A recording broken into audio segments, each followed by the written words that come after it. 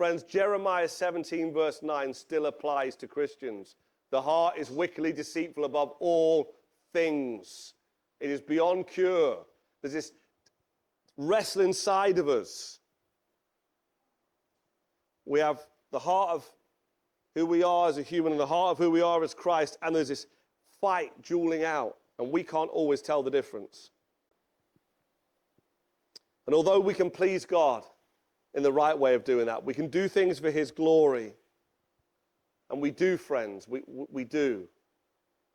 There is moments when we truly respond to God and live for his glory. But we also suffer with a serious malady. A malady of the heart, of our heart. A heart that loves its own way and pursues self-glory. That gets angry when God doesn't answer us the way we want, when we want. Does that sound familiar? Feels like my life. And in those moments, you begin to consider. You consider God and you start questioning God, are you really good? And as those thoughts begin to filter your heart into your mind, and you try and plan a little shortcut to get what you want the way you want it, you begin to become bitter and frustrated towards God. You question his faithfulness. You question his love for you.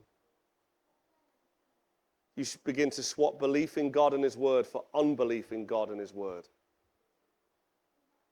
And all this goes on in your heart.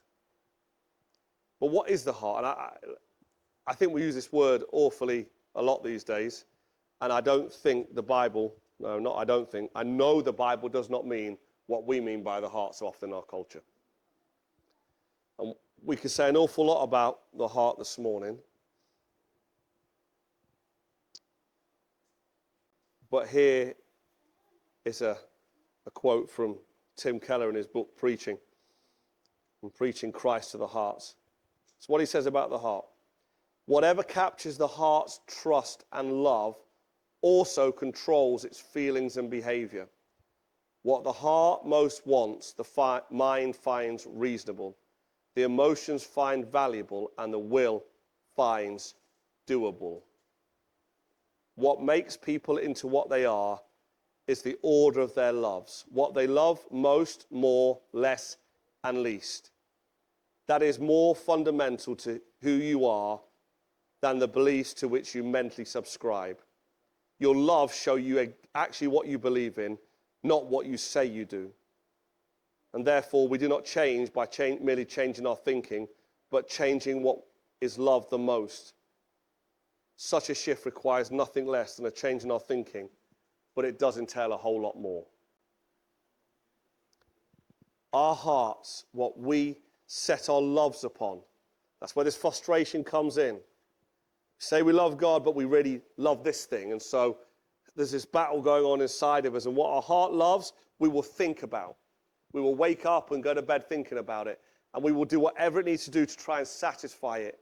And if we don't keep an eye on that, that will very quickly end up, we'll be living not for the love of God, but for the love of other things.